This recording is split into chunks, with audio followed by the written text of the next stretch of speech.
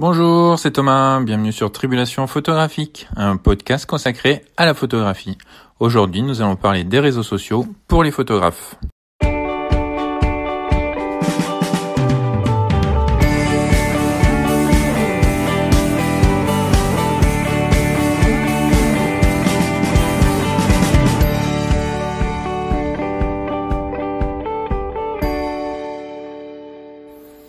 Et oui, pourquoi faisons-nous des photos ?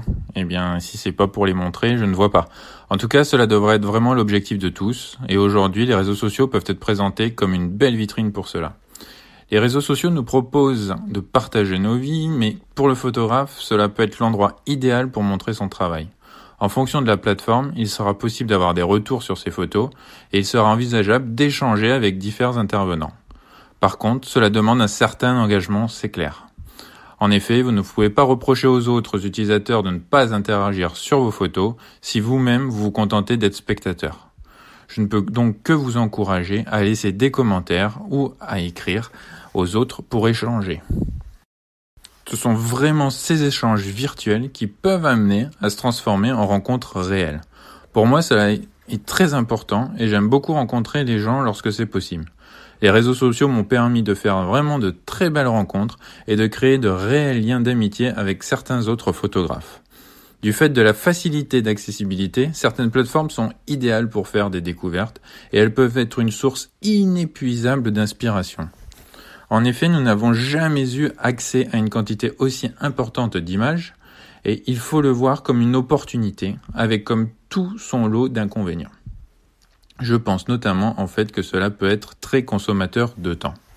Il faut donc s'astreindre à une certaine rigueur et essayer de ne pas se disperser. Alors aujourd'hui, j'ai référencé 5 réseaux sociaux réellement tournés autour de la photo.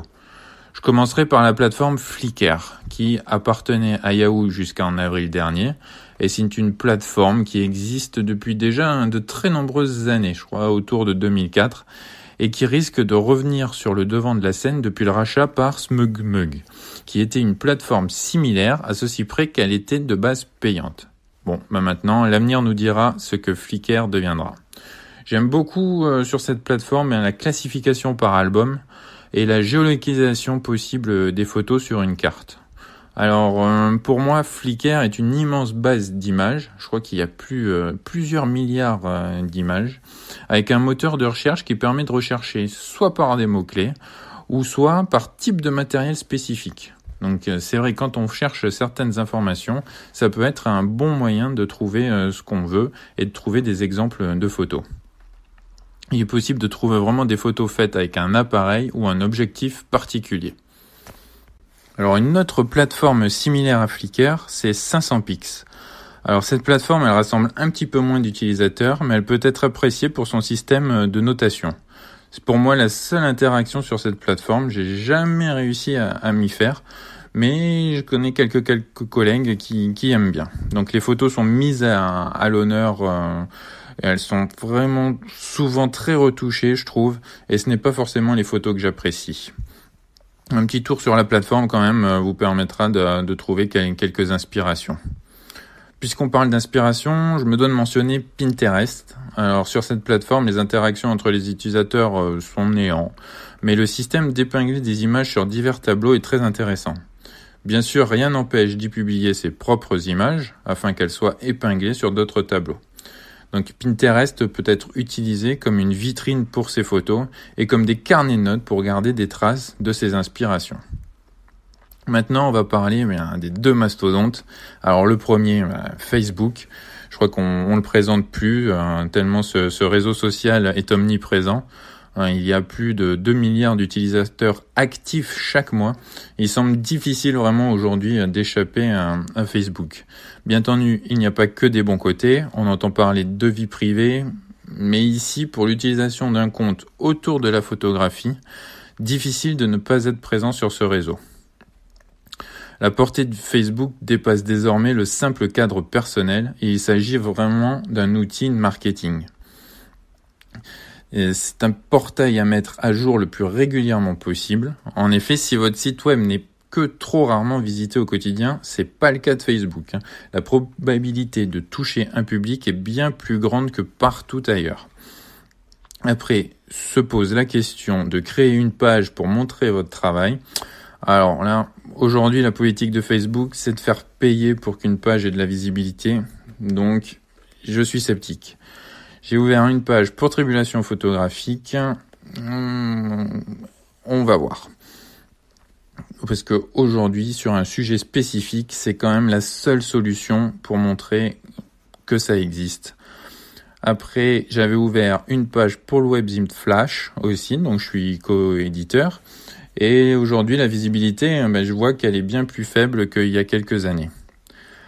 Si vous êtes une personne physique et que vous faites des photos à votre propre nom, je vous conseillerais quand même de créer un profil perso et qui sera vraiment dédié à la photographie. Alors le deuxième mastodonte, Instagram, forcément, cette plateforme elle a été rachetée par Facebook, mais son fonctionnement il est un peu différent. Ici, l'image est vraiment la seule mise en avant. Si au début Instagram était réservé aux photos prises avec son smartphone, cela peut aujourd'hui être un véritable portfolio avec vos meilleures photos prises avec n'importe quel appareil. Il s'agit d'un très bon complément à une page Facebook, je pense. Par contre, ce que j'ai pu constater depuis quelques semaines, c'est le grand nombre d'interactions que peuvent générer les stories. Alors ça, c'est un grand point fort pour moi d'Instagram. En effet, sur vos photos, il semble difficile d'avoir des commentaires, comme sur Facebook d'ailleurs, alors que les gens semblent bien plus partants pour discuter autour des stories. Je vous encourage vraiment à faire des essais côté stories, surtout si, comme moi, vous postez pas forcément des photos faites au smartphone sur votre mur. Mais là, du coup, les stories, vu qu'elles ont une durée de vie de 24 heures seulement, c'est vraiment l'endroit idéal pour faire passer des messages brefs ou encore partager un moment que vous voulez pas forcément garder dans votre flux. Je finirai quand même le tour des réseaux sociaux en parlant rapidement de Twitter. Alors, pour moi, je considère pas que ce réseau comme adéquat aux photographes, car historiquement, Twitter, c'est du texte.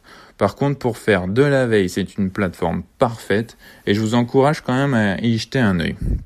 J'aime vraiment de plus en plus cette plateforme et même si la photo est pas forcément mise en avant, c'est quand même une bien belle plateforme.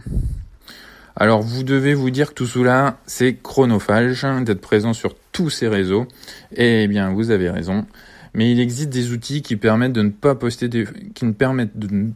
pas avoir à poster des photos sur chacun des réseaux, mais de poster des photos à un seul endroit et ces photos vont être dupliquées sur les autres plateformes. Alors je vais prendre l'exemple de IFTTT, If This Then That, si cela alors ceci, ou si ceci alors cela plutôt. Et vous pouvez sur cet outil créer des règles et pour que toute publication sur Instagram par exemple soit alors dupliquée sur Facebook, Twitter et d'autres règles. Je vous laisse fouiller. Cela peut être fait dans n'importe quel sens et vous créez vos propres règles afin de gagner du temps. Et du temps gagné derrière l'ordinateur, pour moi aujourd'hui c'est vraiment du temps que l'on peut consacrer à la prise de vue. Alors je reviendrai, je pense, sur chacun de ces réseaux sociaux, surtout sur Facebook et Instagram régulièrement sur le podcast. Donc écoutez, pour aujourd'hui, je vais m'arrêter là. Si vous êtes déjà sur les réseaux sociaux ou si vous voulez y faire vos premiers pas, écoutez, vous pouvez déjà me retrouver sur Twitter @tribulationp, sur Facebook avec la page Tribulation Photographique ou Thomas Chauvin sur mon profil. De même sur Instagram Tribulation_photographique. Et si vous voulez suivre ce podcast, sachez qu'il est désormais présent sur iTunes. Alors si vous l'appréciez, n'hésitez pas à mettre également un petit commentaire sur iTunes, de le noter avec 5 étoiles, ça serait vraiment super, et puis à le partager autour de vous. Je vous laisse et je vous dis à bientôt.